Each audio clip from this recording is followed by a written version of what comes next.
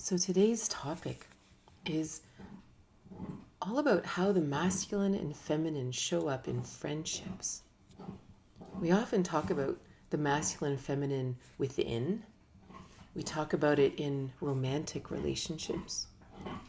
And we seldom talk about how it shows up in friendship.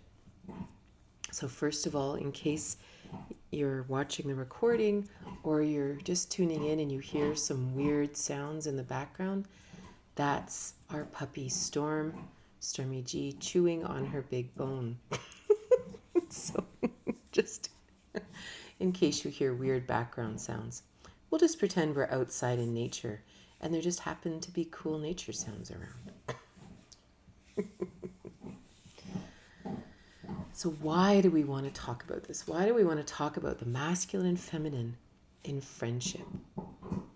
Now, first of all, I'm not talking about the masculine and feminine how we might think. Like, we're not talking about masculine being burly and angry and strong and all this kind of thing or something, and the feminine being demure and easy to get along with and loving and nurturing and all that.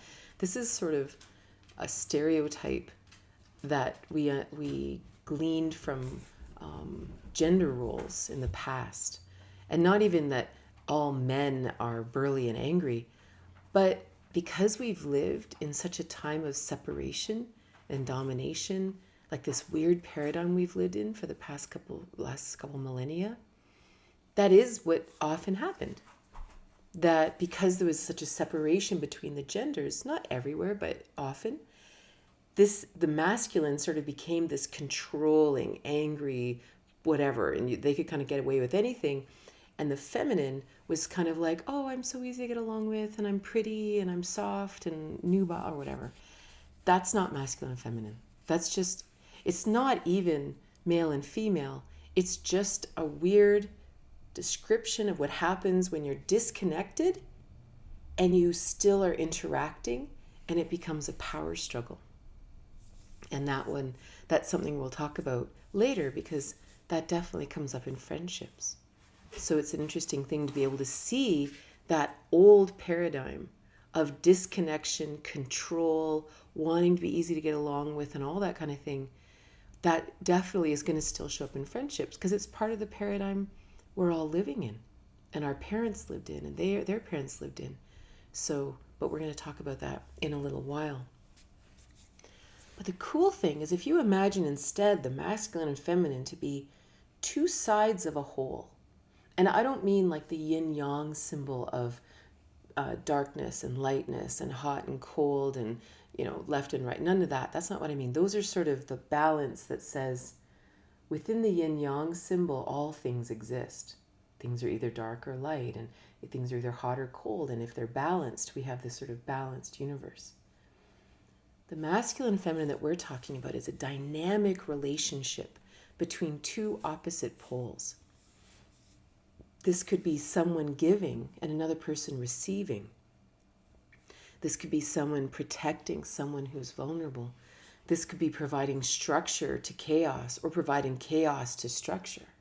These are dynamic experiences where the two sides play and dance, and when they play and dance, a magnetism is created till eventually there's actually like a bond. And then in that bond, we feel happiness and we feel bliss. Now in friendship, what's really interesting about this is everybody plays all sides. It's not gendered, it's not anything like that. The key to a healthy friendship is that no one is ever always in the masculine side or always in the feminine side. We all play all the time. And in this way, we create real connection with each other. If you imagine the giving and receiving dynamic, that if I really need help moving or if I really need help doing something, then I call a friend and I'm like, hey, could you help me do this? And they can or they can't. It's not like some obligatory thing that because we're friends, you must always, meet my needs. But if they can, they'll be like, yeah, I'd love to. Why would they love to? Because there's love between us and we love spending time together. Who cares what we're doing? Who cares if you're helping me or I'm helping you? We're not keeping track. We're not doing anything like that. There's just a connection. So we just flow with whatever the situation calls for. So this creates incredible connection with people around us. And this is really, really important. Because as we keep doing this, and then all of a sudden, my friend introduces me to another friend who they're really close with, and all of a sudden, I know this person, and then I know this person, and very soon, we have a community. And being part of a community is really important to our soul, even if we are, declared introverts. Being an introvert is awesome. I have lots of friends who are introverts. A big part of me is actually quite introverted, as much as I extrovert most of my life and thoughts and feelings, as my introvert friend would tell you. But they love being part of community, right? They love the give and the receive and the protector and the vulnerable and the caring, and they love all that. Whether we're introverted or extroverted has nothing to do with it. Someone might be naturally introverted, but what's really happened, the reason they actually isolate themselves from community, is because they've not gotten to experience true friendship. They've experienced relationships in separation, where people are always controlling them or trying to give them advice or expecting them to do things, or doing something with an expectation that they're going to do something back for them. And eventually, this is exhausting. And if your natural joy in life is to be introverted, you don't want to put that energy out to try to go find a different friend, because you're like, you know what? 9 times out of 10, they're probably just going to be controlling like the last 40. So you know what? I'm happy. I have a happy life. I'm good. Don't you worry about me. An extroverted person will likely still kind of go and join dance classes and go and do this and go and do that. And there's a chance that they'll actually find a genuine person, or a person who wants to genuinely connect and not be controlling and not be needy and not be all these things, which again, we'll talk about in a minute. So having real community is so nourishing to our soul. But in order to do this, we have to understand how to be masculine and feminine in relationship, because, you can have a friend and you can say, oh, I love going on holidays with this friend. I love going out for dinner with this friend. I love watching movies with this friend. And so on some level, you're like, it's not really a masculine feminine thing, because we're going to Jamaica together. But what's going on when you're in Jamaica? How do you make choices about what are you going to do today? What's your conversation like? Is it unbalanced? Is one person always talking at the other person?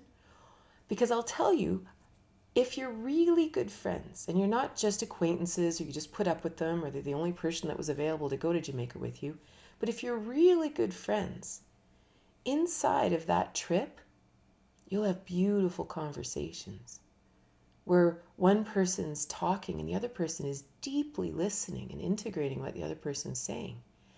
And you actually have this beautiful shifting from the masculine and feminine in conversation, because the masculine is talking and the feminine is listening. But of course, this is in connection with the other person. This is an empathic connection. So if I'm talking to you, I'm only telling you something that you're interested in. I'm not just repeating a story I've told 100 times. I'm not, unless it's cool and interesting and they like to hear it, but but I'm not just talking to fill space. I'm actually considering that my friend is here, and do they want to hear this? And of course, when we're really good friends, that is what conversation's like. It's this beautiful back and forth where we take turns being the masculine and feminine. One person's talking, the other one's listening, and vice versa. And the hours disappear. And all of a sudden, the week is over, the holiday is over, and you're like, wow, that was epic. Or maybe, it's a protector and vulnerable dynamic where you know that this other person always has your back, that no matter what's going on, that if you're feeling vulnerable or if something bad's happening and you're out and about on holidays, the other person will step up for you if needed, and vice versa, right?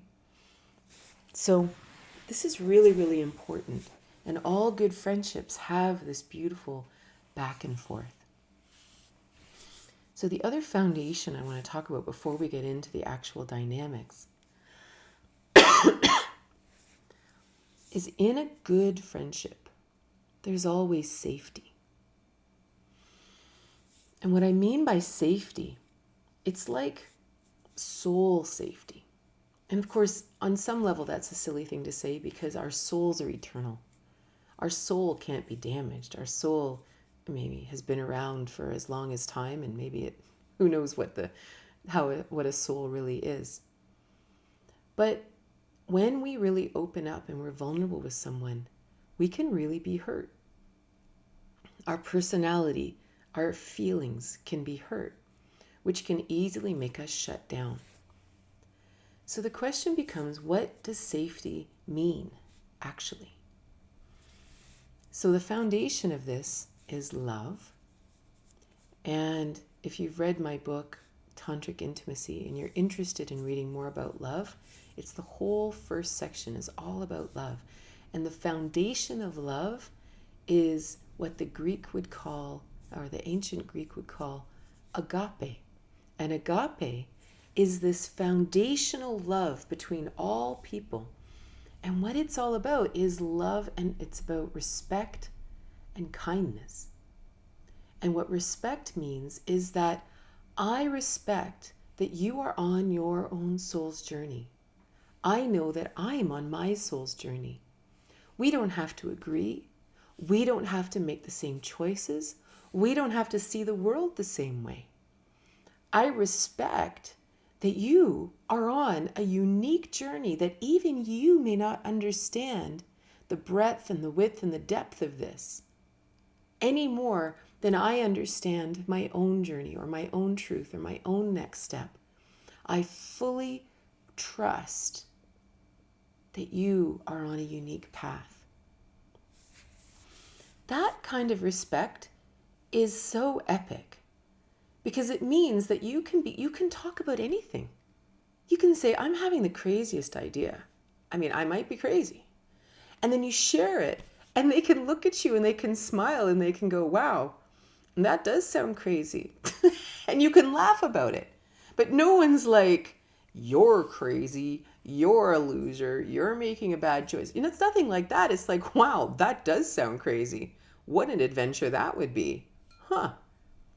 And I might even ask for advice and say, do you think that's a good idea? And they'll be like, I don't know. Right? Because how would any of us ever know? They might say, because maybe they've known you for a long time, and they'd say, I don't know, like it kind of sounds a lot like your last relationship, doesn't it? Or they might be able to give you interesting input into, I don't know, maybe this is kind of an old pattern, but maybe it'll be totally different. How do we know? Right? Because they fully respect that no matter what they say, you're going to go away into your place of contemplation, meditate upon it, and go, yes or no. No one's attached to anything. It makes no difference the choice you make or you don't make. That's respect. And that is an incredible level of safety, because in friendship, one of the greatest things we can do is be fully vulnerable, right? And vulnerable doesn't mean weak and crying, right? We might end up being crying in a weak moment. But vulnerable just means, here's what I'm really feeling right now. Oh, right? Or I'm having this deep knowing that, I need to leave my job, or I've got to leave this relationship, or I've got to dive into that relationship, or I'm going to marry that person, or whatever. It's not always leaving. It's often, because that's often what we have a harder time with than new things. But that's a vulnerable thing to say. And you don't want this other person bringing it up later, and saying, well, that moment you said this thing and you're like, whoa, that was just me sharing an inner thought. That wasn't necessarily my truth. It wasn't necessarily what I want to do. It wasn't necessarily what I believe. That was just me sharing a vulnerable moment, which means I don't necessarily know why I'm saying this. I don't know what the outcome is, but I'm going to share it anyway because I think I just need to hear myself say it. It needs to be in the ethers so I can play with it, right? That's a huge deal. And this is where kindness is the next big part of agape. Because kindness says that no matter what happens, you always treat the other person with kindness. So instead, if I say, I've got this really weird idea and here's what I'm thinking, the other person goes, are you kidding? Right? And you can hear the tone, right? That tone is not kind. It is condescending. It's like, really? Like, oh my God. Right? That's not kind, But to be kind and say, wow, that would be a scary thought. I can imagine that that's pretty unnerving for you. So kindness is a huge deal because every time someone isn't kind to us, it pushes us away, right? It just creates a little energetic barrier. And it's not because we have attachment issues or something like that. It's just reality. If someone punches you, your body naturally takes a step back if it's still actually taking care of itself. Sometimes if we've been beaten down too much in life, we just stay for another beating and we don't actually protect ourselves anymore. But assuming we're actually in a healthy state, that we're actually honoring our yeses and our nos, if someone hits us, whether it's with words, an attitude, a tone, or a hand or a fist, we are going to step back. That's it. It would happen in the animal kingdom. It would happen in us. That's just the way it is. So kindness is a huge deal if we actually want to have this beautiful connection. The other interesting thing about respect and kindness is that there's always, the other thing about respect is that we trust that we're all connected to the same source. However you understand that, whether you call it God or consciousness or the universe or galactic wisdom or whatever, right? We all know that we are fully connected. So suddenly, if you choose to do this thing, then hey, I know that that's your calling, and that's awesome. And you know that if I choose to do this, then that's my calling. And we don't assume that we know better than the other person. That's a huge foundation of friendship, right? So let's talk about the dynamics a little. So one of the most common dynamics in the masculine and feminine is giving and receiving. So this is really obvious, right? You're going along in your life and everything's good and suddenly you need help, right? And you call a friend and you say, hey, can you give me a hand? And they say, sure. Or they say, oh, that's too bad, I can't. And that's it. Maybe they come and help you. You have a good time, you play some music, they help you do whatever it is going to do. And then the experience is over and you go on with life. And one of the most important things about that is that there's no even Steven, right? We have this even Steven complex in the world because we've been trained that, if we give out of obligation, we give because we should, we give things we don't want to give. And so then we keep track. Well, I helped you move, so you should come and help me do this thing. And it's like, if you didn't have joy in helping me, then you shouldn't have done it. Because this is one of the strangest thing, or the coolest thing about the masculine and feminine, is they fit together like a whole. There is a need, and someone has whatever that person needs. You come together, it satisfies the situation, and it flatlines, right? There's no need for then the receiver to give to the giver, right? You did it out of joy. If my daughter is moving, she's just moved into a new place. And if she said to me, Mom, can you come and help me paint? I'm just going to go help her paint. She doesn't owe me. I'd love to go help her paint. I'd love to hang out with her. And she needs someone to help her paint. It's that simple. So as soon as we find ourselves in a situation where people are keeping track, we have to really beware. We have to beware that the other person may not actually want to be doing what they're doing. They actually probably should have said no when they said yes. Because otherwise they wouldn't be keeping track of this. Because, if I said to you, hey, do you want to come and do this thing with me? If you want to do it, you come and do it. It's joyful, it's done.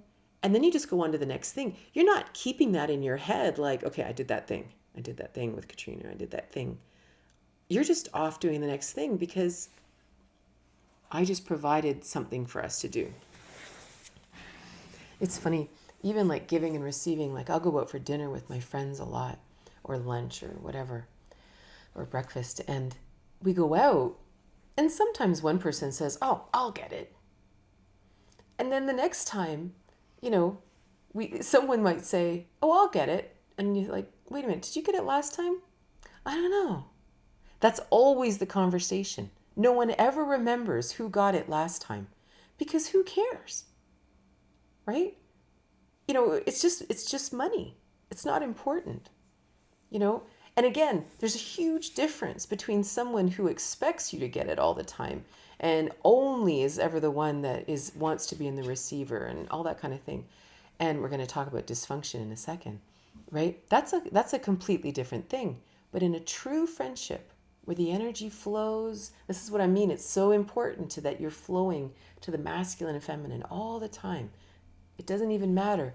And then, like, who cares who got it? Whether I go into my wallet or you go into your wallet, unless people are really hurting for money and it's a huge sacrifice, well, then they shouldn't be getting it anyway, right? Like, that's just, we have a lot of really weird programming around things. Another huge example of the giving and receiving is talking and listening, right?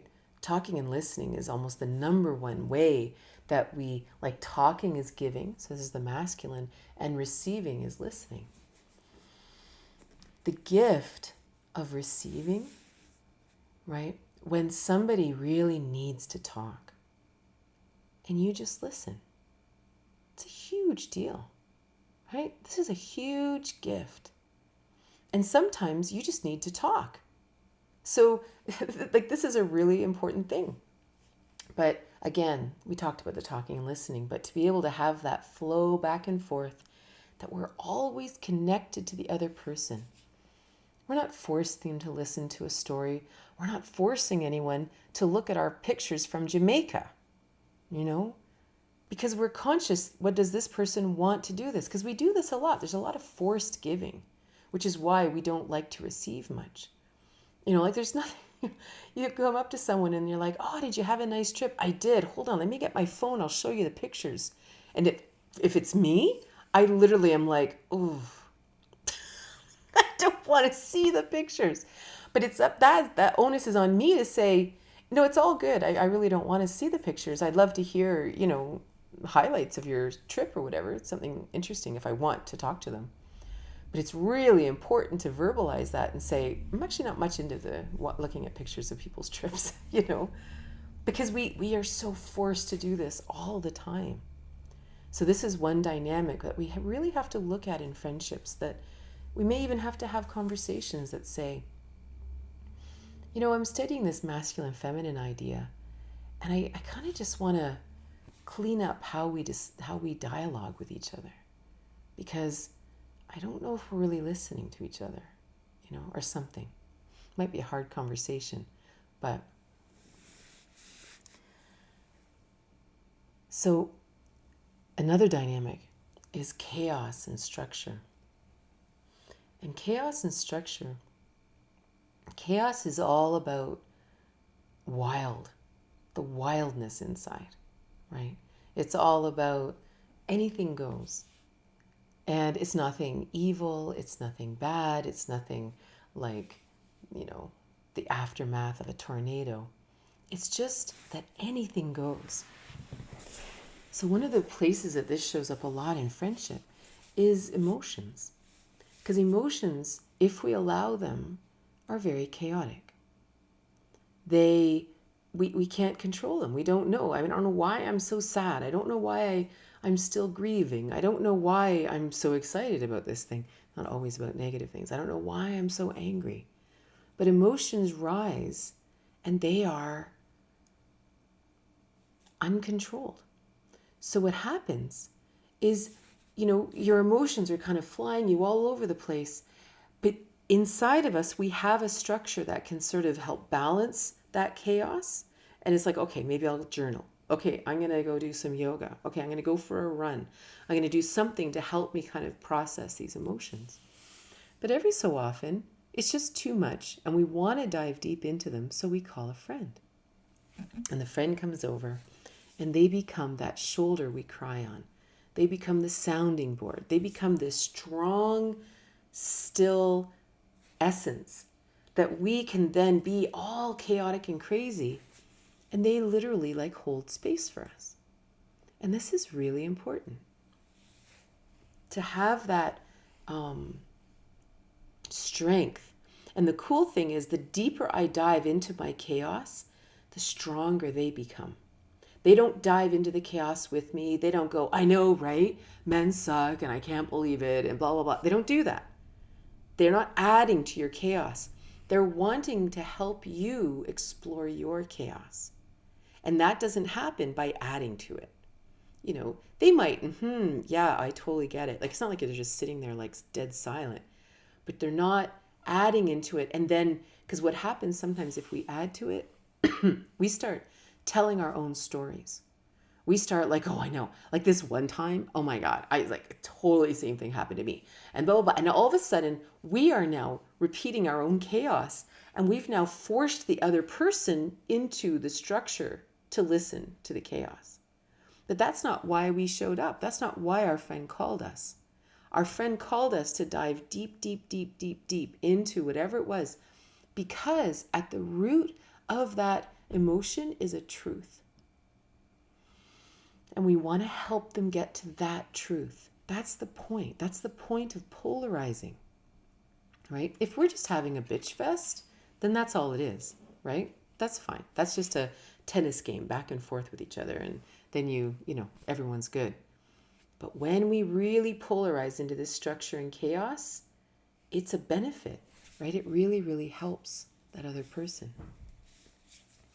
On the flip side, sometimes a friendship is really joyful because one person is all structure, right? All structure all the time. I do this, I do this, I do this, I do this. But then they have this friend who's kind of like Tigger from Winnie the Pooh. And they're like, hey, what are you doing? Hey, you know what? Let's get in the car. Let's go on a road trip.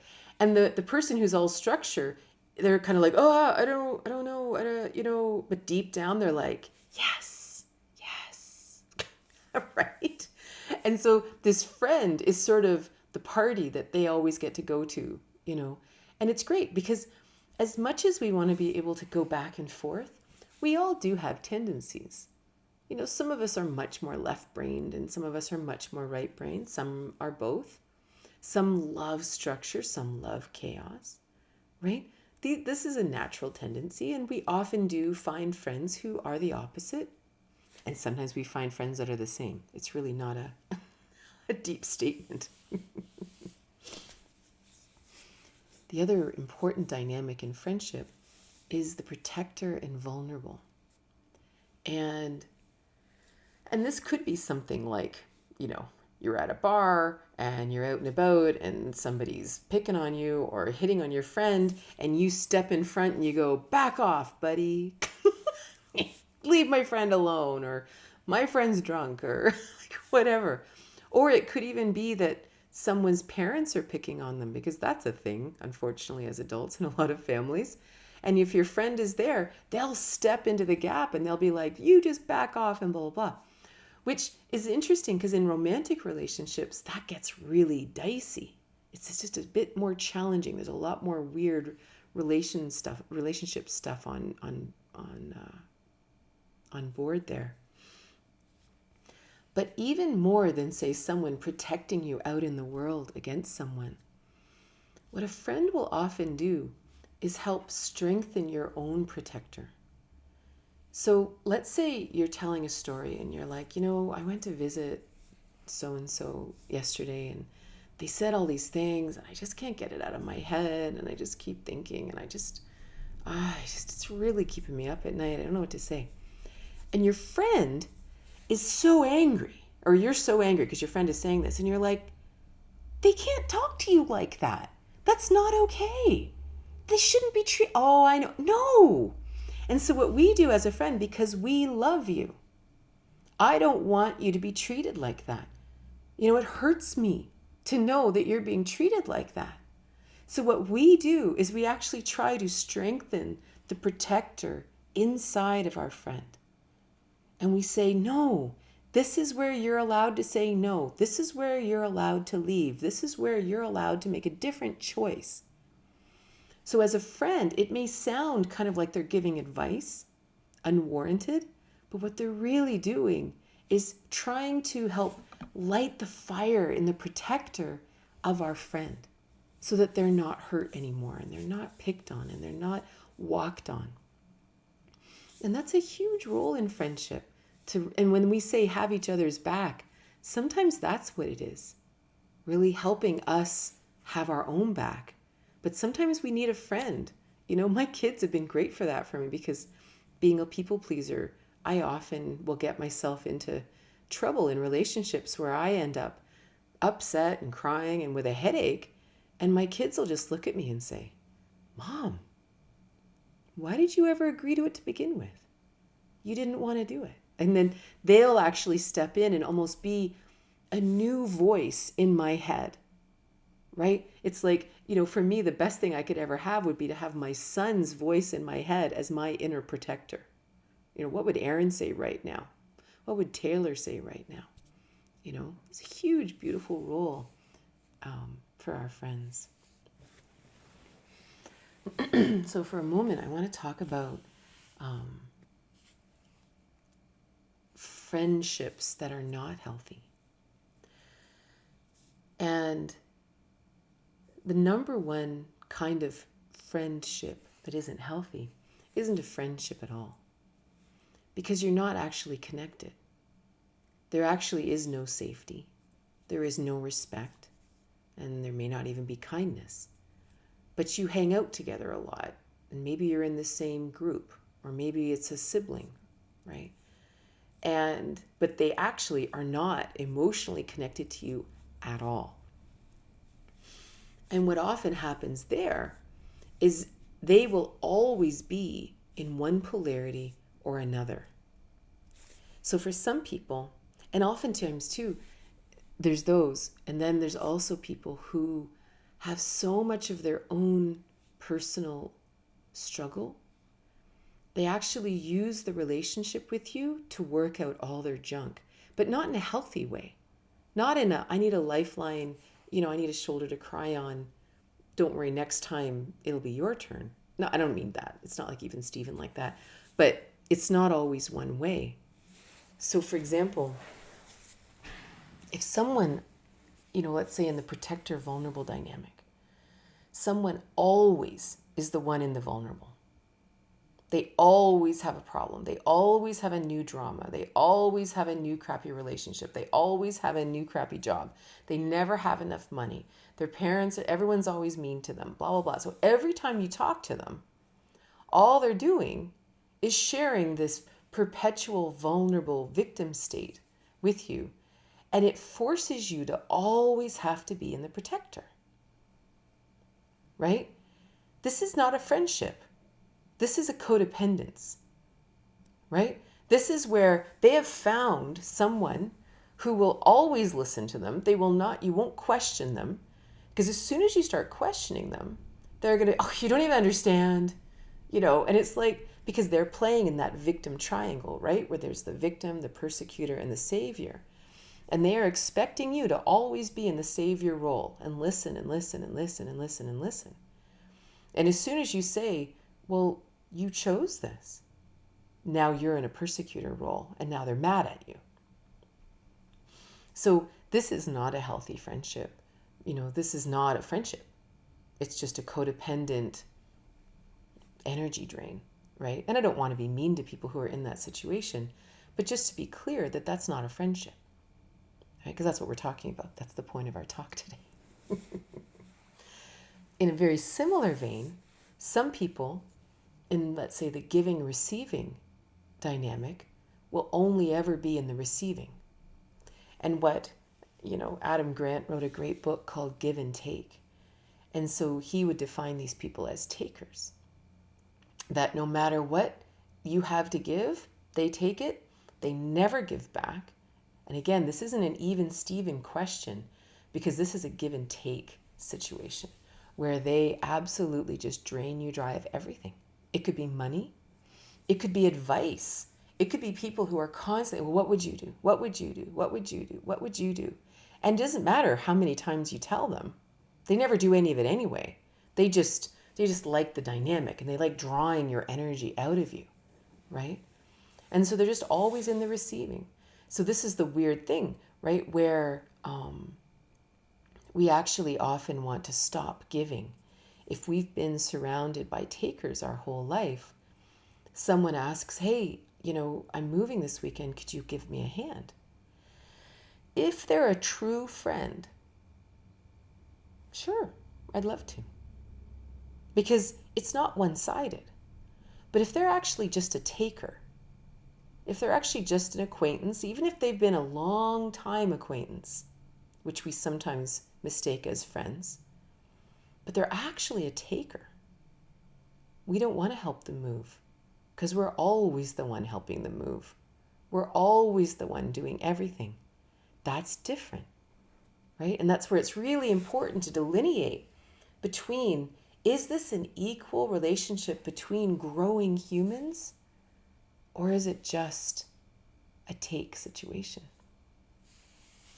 Similarly, these all kind of seem similar, but in a lot of ways, some people in the structure chaos, they only ever bring chaos. And it's not kind of the fun kind. They're the ones that, I remember when I was a teenager, I had this one friend, and this was early on when I was probably about 15.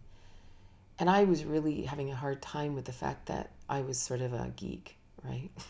I didn't want to be a geek. And the universe sent me this friend who was the furthest thing from a geek you could ever imagine. In fact, she was pure trouble. She's the person I was with when I ended up in jail when I was 14 years old for drinking in public. And I was just, you wouldn't have believed what an innocent little being I was. But she was wild. And that's just what I wanted. I wanted to break out of my little square box. I was very unhappy with my geekdom. Well, she was pure chaos. And the problem is, she actually wanted to get caught because she wanted to upset her mother. So we would go out and do things, and she was so wild. I had to go into this extreme structure side just so that we survived the night because I didn't want to get caught. I didn't want my parents to find out, but she did. She was pure chaos. Nice person, really nice person. But in that time of her life, she was really struggling. She was really going through a difficult time. And so chaos was the game. And sometimes we have friends today that are like that you almost really, you don't want to go to Jamaica with them because they're going to end up talking to the wrong person and something's going to happen. And next thing you know, you're just not in a place you want to be, right? And those people you don't want to hang out with a lot because they have no inner structure. They have no inner responsibility. So you just end up in crazy places, but not the fun crazy, right? On the flip side, so those are all people who are disconnected from you, disconnected from themselves, and are stuck in what we would call the feminine dynamics, but none of them are healthy. Taking is not receiving. Being a victim is not being vulnerable. And being completely disconnected from reality is not chaos, right? These are dysfunctional feminine that force us into an extreme masculine response that eventually we're like, you know what, this is exhausting. Then on the flip side, we have people in our lives who are equally dysfunctional, but they are stuck in what they think is the masculine. These are the people who take the protector role to a whole new level, to the point that they are controlling. And every single thing you do, they're like, don't do that. You can't be doing this, and blah, blah, blah, blah, blah, blah, blah. And they're just always making these choices for you, and you should do this, and you should do this, and da, da, da. And if you don't do it, they're like, oh, I did it for you, and you didn't even take it, and blah, blah, blah. And you can imagine, right? This could be a sibling, this could be a parent, this could be a friend, it could be a partner, but we're talking about friendships. This could be people who are stuck in the giving role, right? In the giving and receiving. They have to be the one giving. They will never receive anything from you. Oh, no, I'm buying. You just relax. Oh, no, I'm the one that's bringing all the food. I'm the one that's going to do this. I'm going to plan everything. You just relax. No, I don't want to go see that movie. This is more plan and the controlling thing, right? But they have to be the one that chooses the movie. They're the one that chooses the restaurant. They're the one that, like they're always in the masculine role, but they're completely disconnected from you. Right? There's no love, there's no connection, there's no respect, there's nothing like that. They're just playing out power dynamics and power struggles that maybe they struggled with as children, but it's all just unresolved power stuff inside of them that they're just taking out on you. This is not friendship, or at least not loving friendship. Another huge thing with the giving is the giving advice. And this is giving unsolicited advice. This is where, you might just be talking about something. And it's like, you know what you need to do? You need to do this. You know what? You need to take these supplements. You know what? You need to leave that guy. You need to get this job. You know what? You should do this thing. And then this will give you, and you're like, every so often, a good friend will come up with something and say, I wonder if you would enjoy this. But it's done in full respect and kindness. Right? And it's not very often that they do it. The people that give advice constantly, they are giving you advice because they think they know better than you. They don't think you're going to make good choices for yourself. That's different. That's just a control. That's just a power struggle.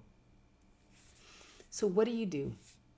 What do you do if these people are in your life? These people who are actually disconnected, for some reason they're close by. Maybe they're a neighbor. You can't get away from them. Maybe they're a sibling. So what do? You just don't play. That's all. Right? If they are always vulnerable and they are expecting you to always be in the protector of them or whatever, you just sort of say, you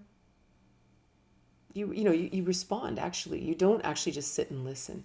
You say, you could always leave. Oh, I can't. Yeah, well, you could actually. Like everything you're doing, it's all your choice. No, but you don't understand. Well, I guess I don't understand. Like you don't have to play. You don't have to play to that victim thing, right? If someone's always taking from you, you don't have to give to them. If someone's pure chaos, you don't have to be the one creating structure. You can let them just go off and do whatever they do and not play along with them. If someone's trying to control you, you just let them make all the plans they want. You don't have to show up. You don't have to do anything. Right? So it's just a very interesting dynamic when those show up. The other weird dysfunctional friendship thing is sometimes we're both just stuck in a pattern. Maybe we're both stuck in an unhappy marriage or an unhappy job or an unhappy situation, and we're just commiserating. There's no masculine, feminine. There's no anything. You're just sort of stuck, neutral, stagnant. Nothing's happening. That can also happen. This is where it's like nobody makes a plan. Nobody's listening. Everyone's just sitting, commiserating. And that's not alive at all either. Sometimes that can happen in romantic relationships when the romance is gone. But it can definitely happen in friendships too, when all the dynamics just disappear. There's two other things I want to mention. And one thing is, so what all the dynamics I've talked about so far are how we interact with each other, right? Where one is the masculine and one is the feminine. And you interact with each other and you create this beautiful bond and an experience is had, and then you go on with your life. A lot of my friendships are like that, for sure.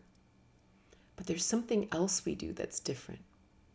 Sometimes we have intuitive discussions.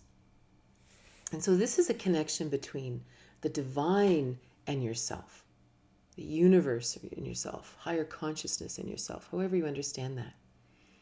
And very often, I will sit with friends, and if we're really confused about something, even if they're confused about something or I'm confused about something, it doesn't have to be that we're asking big universal questions. It could just be that something's difficult in someone's life or the world. And we sit there and it's like we kind of sit as one, and then we listen for guidance. And we just sort of sit there pondering.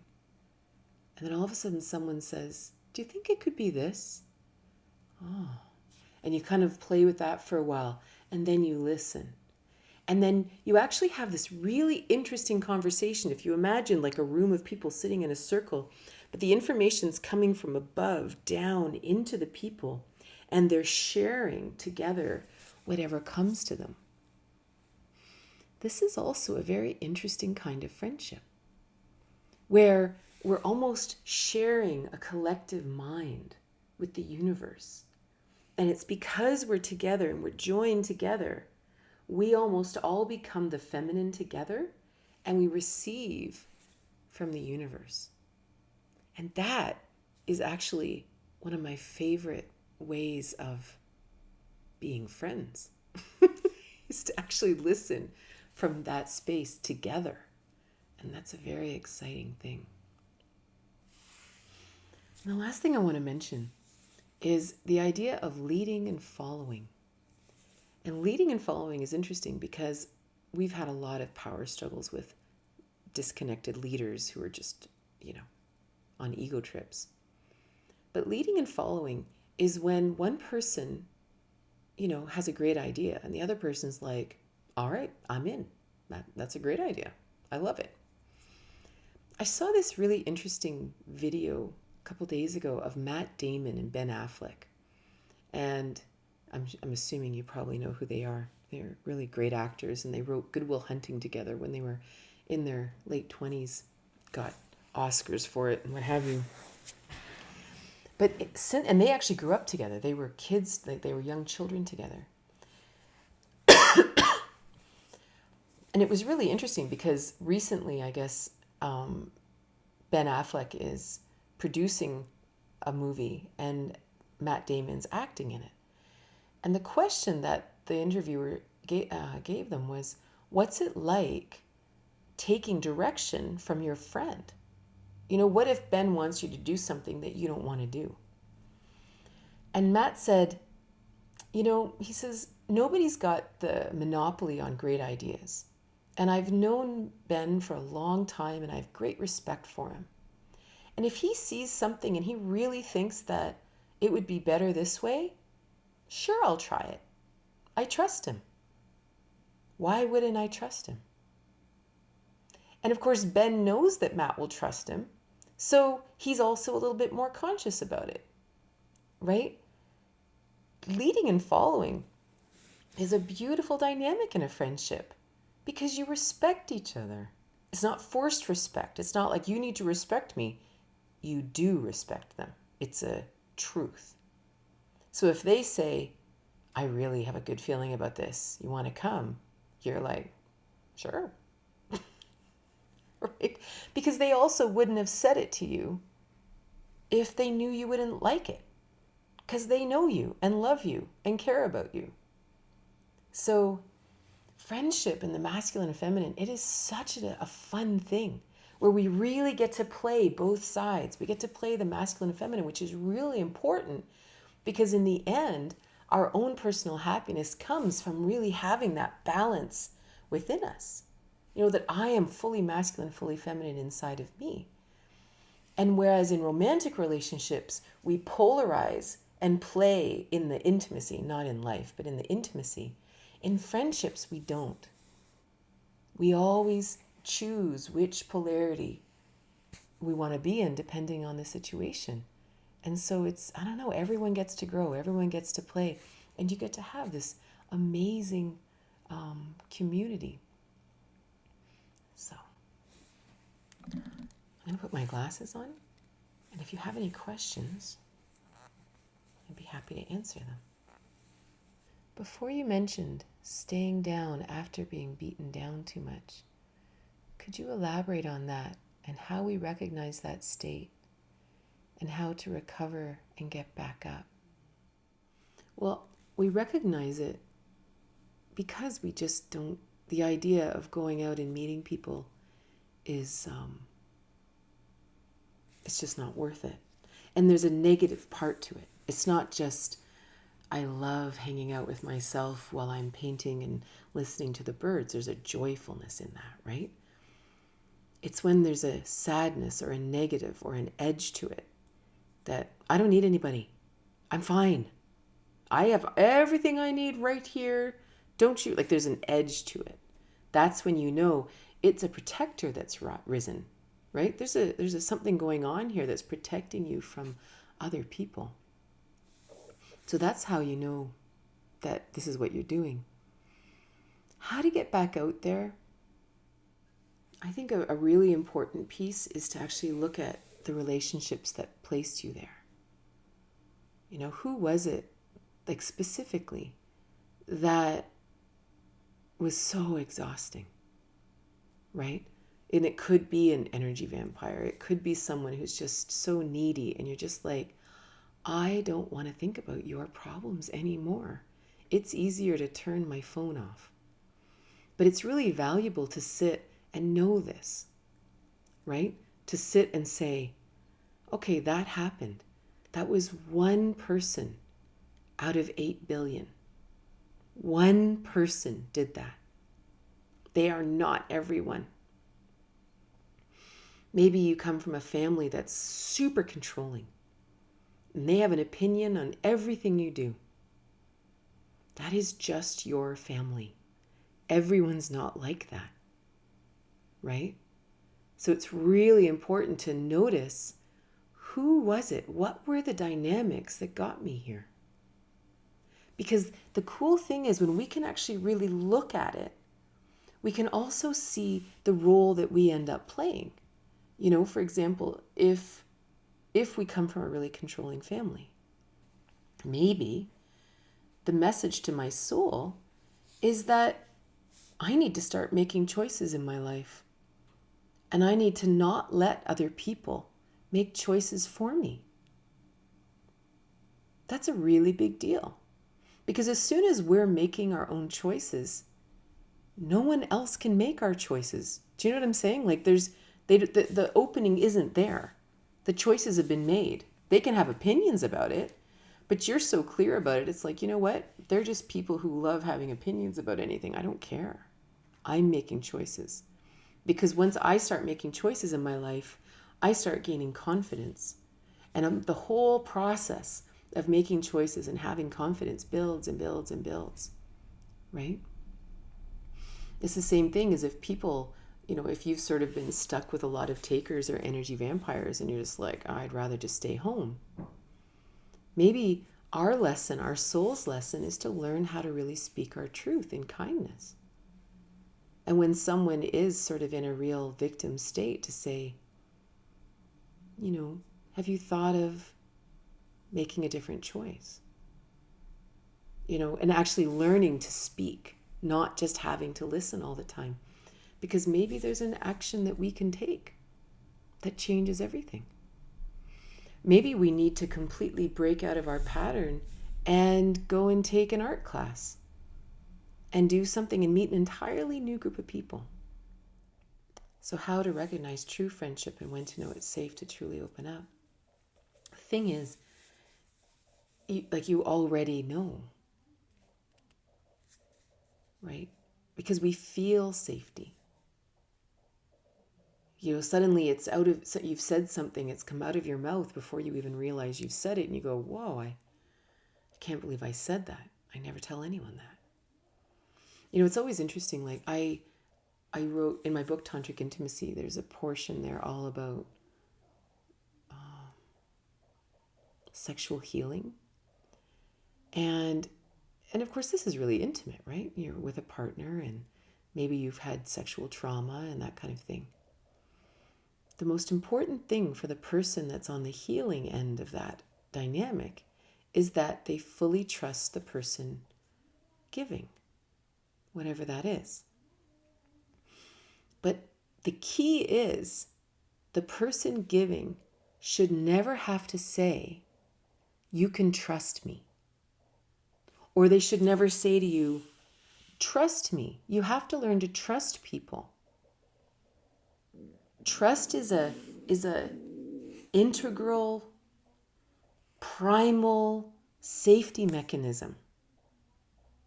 It's not an intellectual thing. You either feel it or you don't. And so in that instance, for example, the person in the receiving end of this, intimate healing process, they either feel trust or they don't. And it's the same in friendships. We either feel safe or we don't. But is that up to us to learn to feel safe? No. There might be situations where you have been really brutally traumatized. And trusting other people is really hard. But it's still a journey. The answer is still not forcing yourself to feel something that you don't feel. Like, this is one of the challenges of being traumatized or being abused, is your feelings don't matter and you disassociate from them in order to survive. So someone will come along that you trust. And you won't have this question inside. And then all of a sudden you'll start thinking about something. Something will rise inside of you. And you'll be alone. And you'll be like, I wonder if I could tell them this. I wonder if I could tell them. And you might wonder about that for a long time. And then one day you sit down with them and you say, I've never told anyone this thing, but I really think I can trust you. And you tell them.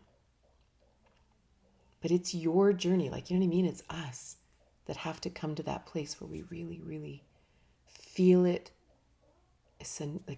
We truly feel it. We never, ever force ourselves to trust someone. So thank you so much for being here. I hope you have a wonderful day.